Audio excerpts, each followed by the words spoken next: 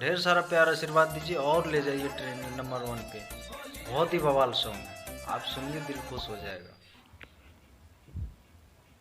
नमस्कार भाई खेसारी लाल यादव। भोजपुरी बड़ा है, सब बड़ा है और भोजपुरी खड़ा है।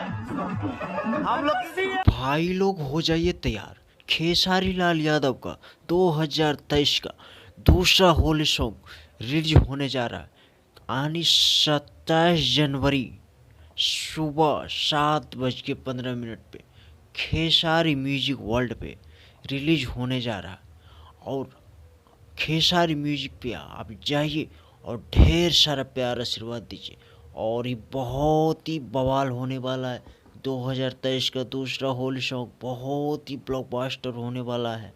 होली में चियार के गाने का टाइटल है होली में चियार के। बहुत ही गर्दा होने वाला है इस बार, बहुत ही गर्दा होने वाला है इस बार। और खेसारी म्यूजिक वर्ल्ड पे आप जाइए और ढेर सारा प्यार आशीर्वाद दीजिए। धमाका हो जाएगा इस बार। धन्यवाद आप सबको।